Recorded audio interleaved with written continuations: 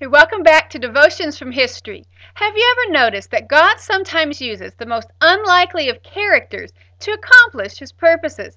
A good case in point is the 400-pound man who founded the Episcopalian Church. He was born on this day, June 28th of 1491.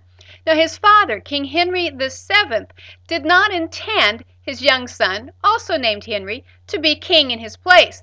He was originally destined to become a man of the church, the Archbishop of Canterbury. But when the older brother, Arthur, the Prince of Wales, died unexpectedly when he was very young, it fell to young Henry to take up the mantle and carry the throne. And at age 17, Henry Tudor became Henry VIII, the colossal figure of the British monarchy. Early in his reign, he really had two major goals because he turned most of the ruling over to his advisors, most notably Cardinal Wolsey.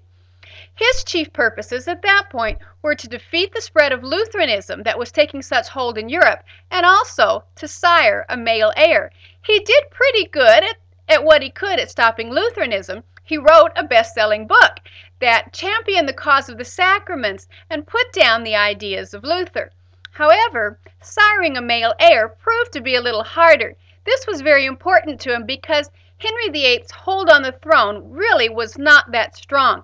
His father's only claim to the throne really was pretty tenuous. He had won it in battle and not so much by right. And there were still a lot of people around who would have loved to have seen someone else on the throne. So Henry knew he needed a legitimate male heir.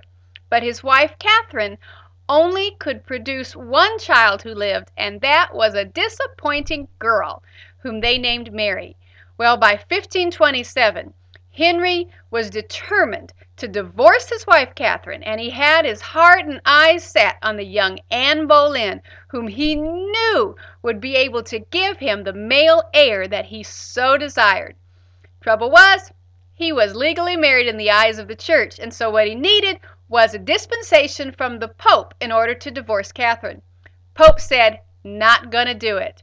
So what Henry did was he eventually enacted a series of laws that separated the Church of England from the Roman Church, essentially making himself the king, the head of the English Church, and therefore he could do pretty much anything he wanted.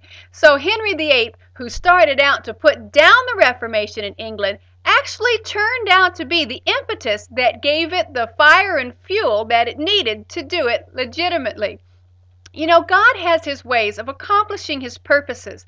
And even though Henry VIII really never did subscribe to Protestant doctrine, and his motives for the Reformation in England were extremely self-serving, God still used what he did.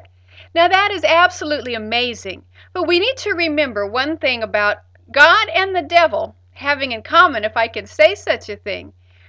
Both of them will use anyone who is available to them and will accomplish their purposes. So today, look around your life.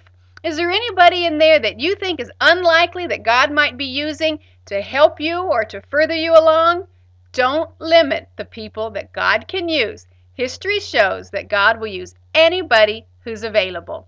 I'll see you tomorrow on Devotions from History.